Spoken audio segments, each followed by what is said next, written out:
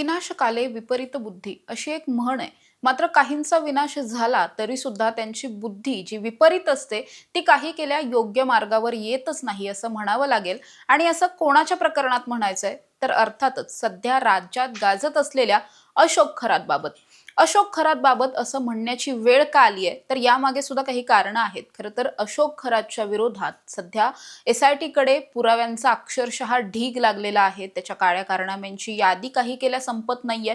दुसरीकडे त्याच्या विरोधात अनेक संघटना असतील किंवा राजकीय नेते असतील जे आक्रमक झालेले आहेत, त्याच्यावर कठोरातली कठोर कारवाई करण्याची मागणी ही सर्वसामान्य जनतेकडून होत असताना दुसरीकडे SITच्या चौकशीमध्ये मात्र हाच अशोक खरात आपण कसे योग्य आहोत किंवा आपण जे जे काही महिलांबरोबर केलेलं आहे ते कसं बरोबर आहे हे सांगताना पाहायला मिळतोय. SITच्या चौकशीमध्ये अशोक खरात स्वतःला वाचवण्यासाठी काही स्पष्टीकरण देतोय आणि तेच आता माध्यमांच्या समोर आलेलं आहे. अशोक खरातनं SIT चौकशीत नेमकं काय काय सांगितलंय पाहूया.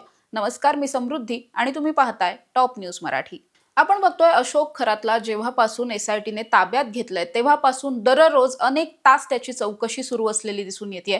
कालही अशाच पद्धतीने अशोक खरातची चौकशी झाली. जवळपास 10 तास ही चौकशी चाललेली होती. या 10 तासांच्या चौकशीमध्ये त्याच्यावरती अनेक प्रश्नांचा भडीमार केला गेला, जो आतापर्यंत सुद्धा सातत्याने केला जातोय. वेगवेगळ्या पद्धतीने त्याला ट्रिकी क्वेश्चन्स विचारून त्याच्याकडून जास्तीत जास्त माहिती काढून घेण्याचा प्रयत्न हा तपास अधिकाऱ्यांकडून सुरू आहे.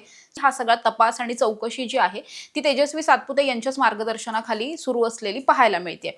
असं सगळं सुरू असताना आतापर्यंत या सगळ्या चौकशीत अशोक खरात नेमकं काय म्हटलेलं आहे किंवा त्यांनी त्याची बाजू काय मांडली आहे हे कधीही समोर आलं नव्हतं, जे आज समोर आलंय. आज असं कळतंय की अशोक खरातला जे जे काही प्रश्न विचारले जात होते किंवा जे आरोप त्याच्यावरती केले जात आहेत त्यावर अशोक खरातचं असं म्हणणं आहे की मी काहीही चुकीचं केलेलं नाहीये किंवा मी महिलांवरती जबरदस्ती केलेली नाहीये. मी जे काही महिलांबरोबर करत होतो हा केवळ विधीचाच एक भाग होता, असं एक्सप्लेनेशन त्याने दिलंय. एवढंच नाही तर तो व्यथित होऊन असं सुद्धा म्हटलंय की मी आतापर्यंत माझ्या अंतर्मनाचं ऐकत आलो, मात्र इथून पुढे मी केवळ माझ्या मेंदूचं ऐकणार आहे, कारण मी ज्यांचं ज्यांचं भलं केलं आज तेच सगळे लोक माझ्यावर उलटलेत, असं एक त्याने स्टेटमेंट दिलेलं आहे. हे स्टेटमेंट ऑन रेकॉर्ड आलं असल्यामुळे आता या सगळ्याची चर्चा खूप जास्त होताना पाहायला मिळते. याचाच अर्थ काय तर अशोक खरात स्वतःला वाचवण्यासाठी असं स्पष्टीकरण देतोय की मी महिलांवरती जबरदस्ती केलेली नाही. जे काही झालेलं आहे ते कन्सेंटनी झालेलं आहे. महिलांनी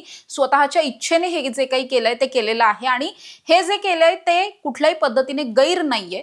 हे केवळ विधीचाच एक भाग म्हणून मी केलेला आहे असं सांगून तो सारवासारव करण्याचा प्रयत्न जो आहे तो तपास अधिकाऱ्यांच्या समोर करताना पाहायला मिळतोय.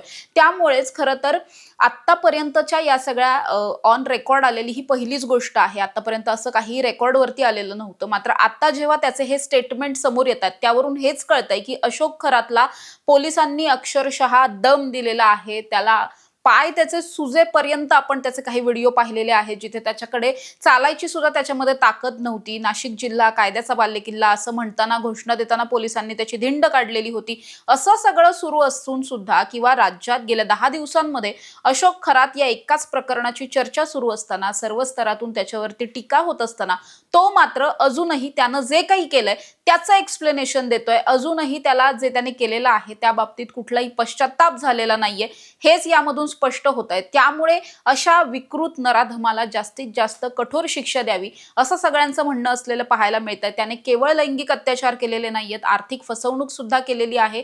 वेगवेगळ्या पद्धतीनं भक्तांना लुबाडण्याचं काम त्यानं आतापर्यंत केलंय. त्यामुळे अशा या विकृताला कुठल्याही पद्धतीने कायद्याच्या कचाट्यातून तो सुटू नये यासाठी प्रयत्न करण्याचं आवाहन जे आहे ते सगळ्यांकडून केलं जात आहे. प्रत्येक पीडित महिलेला आज तसंच वाटतंय. या सगळ्याच्याच अनुषंगानं आज SITनं त्याचं जे ऑफिस आहे ओकस प्रॉपर्टीजचं तिथे सुद्धा रेड मारलेली होती. तिथेही काही पीडित महिलांच्या बरोबर जाऊन नेमकं तिथे काय घडत होतं, कुठे घडत होतं, या ऑफिसच्या आतमध्ये नेमकं काय काय आहे हे सगळं पाहण्याचा प्रयत्न झालेला आहे. आणि हे सगळं झाल्याच्या नंतर आता त्याच्या या ओकस प्रॉपर्टीजचं जे ऑफिस आहे त्याला सील सुद्धा केलेलं आहे. त्यामुळे हळूहळू करून आता अशोक खरातच्या भोवती जो काही पुराव्यांचा विळखा आहे तो जास्तीत जास्त टाईट होताना आपल्याला पाहायला मिळतो आणि त्यामुळेच अशोक खरात या प्रकरणातून वाचण्याची शक्यता ही पूर्णपणे धूसर झालेली आहे. आणि आता या प्रकरणात जर तो स्वतःला वाचवण्यासाठी अशा पद्धतीची वक्तव्य जर करत असेल किंवा चौकशीत जर असं काही तो सांगत असेल तर या प्रकरणामध्ये जास्त पीडित महिलांचे स्टेटमेंट घेऊन केस आणखी स्ट्रॉंग करून त्याच्या विरोधात जास्तीत जास्त पुरावे जमवून त्याला शिक्षेपर्यंत पोहोचवण्याचे प्रयत्न हे सरकार पक्षाकडून होत असलेले सुद्धा पाहायला मिळतील. अशा ताज्या आणि महत्त्वाच्या बातम्यांसाठी तुम्ही पाहत राहा टॉप न्यूज मराठी. आपला महाराष्ट्र, आपली बातमी. तुमची car, electric panel, data server आगीपासून सुरक्षित आहे का? नाही? मग आजच बसवा F protect temperature activated fire suppression device. यामध्ये आहे eco friendly non toxic pressurised liquid जे आग लागल्यास क्षणार्धात ऍक्टिव्हेट होऊन आगीवरती मिळवते नियंत्रण. बसवण्यास अतिशय सोपे आणि सुटसुटीत टेकालिपचे एक दर्जेदार उत्पादन एफ प्रोटेक्ट.